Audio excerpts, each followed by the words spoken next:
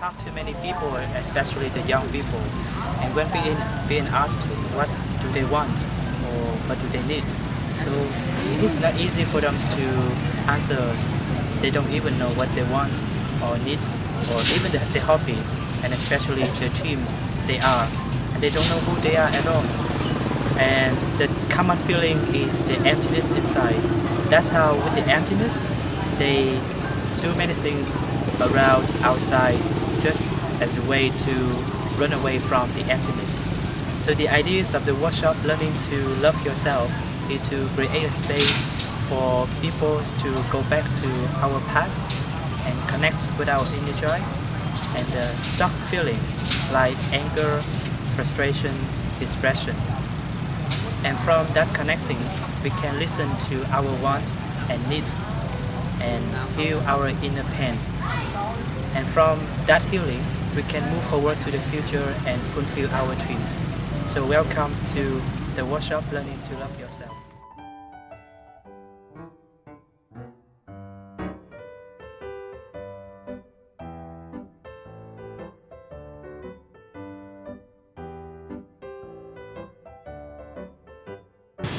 So welcome Julie. You have been running many workshops around the world on learning to love yourself. In the workshop, we talked about the inner joy. So what is the inner joy?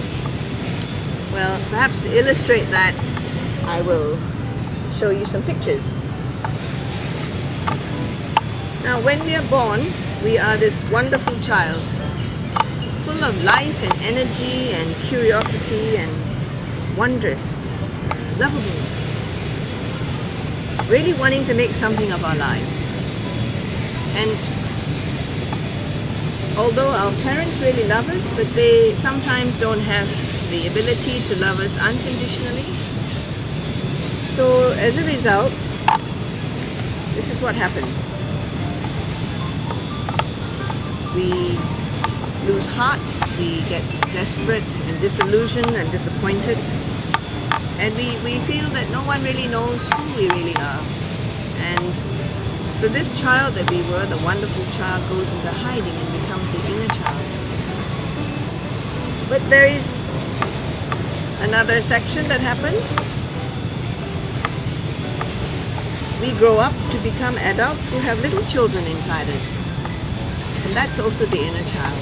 And what we need to do is to connect with the child and find out what are the things that he really wants to do with his life. And to let him know that we can become his parent again and give him the love that he needed and the attention, and to teach him all the things that he wants to learn. So that's what happens to us, the wonder child and the inner child.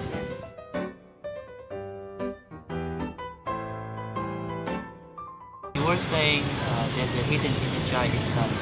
So how can I realize my inner joy, or how can I connect with my inner joy? Well, basically, as soon as you know that you have an inner child and you want to be in touch with your inner child, all you have to do is say, I know you're there, and you put in your name and you call your child little. So if you're Tungan, you say little, I know you're there, little Tungan, and I love you unconditionally. I'm going to be your new parent and bring you up and give you all the things that you need and all the things that you wanted. As soon as you say that, this child will, like take note and say, hey, there's somebody there who knows I exist. And of course, if you promise him things, you need to follow through with it. Then he begins to trust you. And the important thing is to spend time every day, at least half an hour, just finding out more about yourself and the child and what he's been through. Whether it's the pain, or the loneliness, or the sorrow, many things he would have gone through, because nobody was there really to listen to him, to mirror his feelings, his emotions.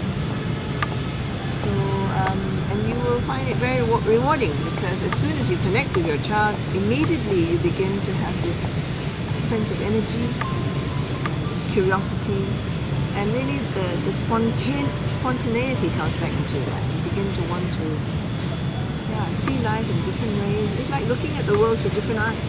It's quite amazing. So now I be in touch with my inner child. So what is the next step for me is to bring up my inner child so that I can become an adult. Okay. Well, the child is there with all his energy, but he's still a child. So if you can imagine a real child, what they need, of course, is love and discipline. So you also need to do the same. You give love to your child, but you also need to discipline your child. And there are 4 aspects of discipline, very important. The first one is to learn how to delay gratification.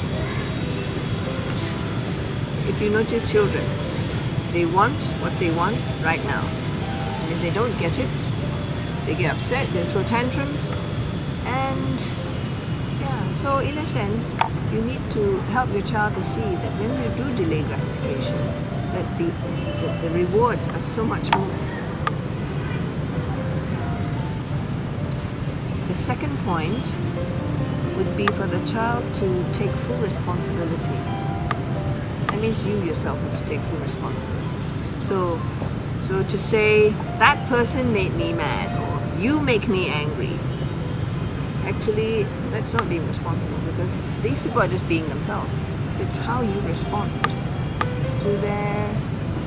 you take responsibility, and therefore you respond to their actions in a way that means you are a mature adult, rather than, okay, that person said something, immediately you're gonna, hit him. So your ability to respond is not so mature. So that way you take full responsibility. The third aspect would be to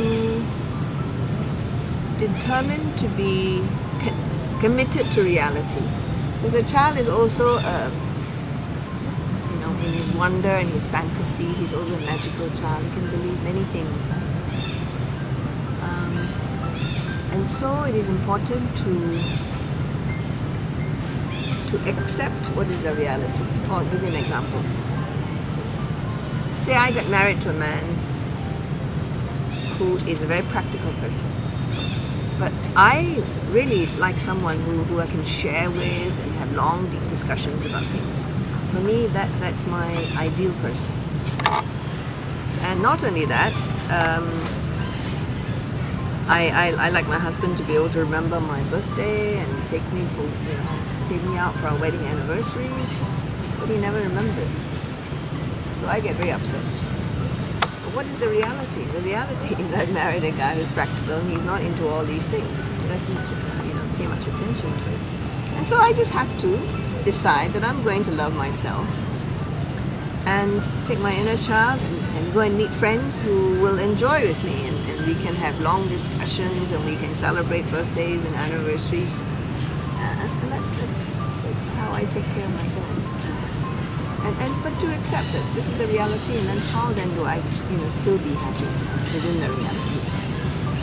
The last one is that when you're growing up, you take on certain roles, and now as an adult, it is whether you want to continue those roles. For example, maybe one of them might be a perfectionist, and I decide whether if I want to grow spiritually, then I might just need to let go of my perfectionism, which makes life difficult. So so it's basically how you decide you want to grow, and whether you can live with your perfectionism, or whether it makes life difficult for yourself and others.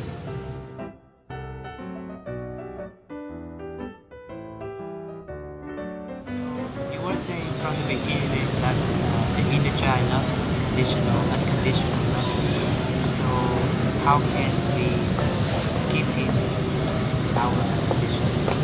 Okay, perhaps another picture to illustrate this would be helpful.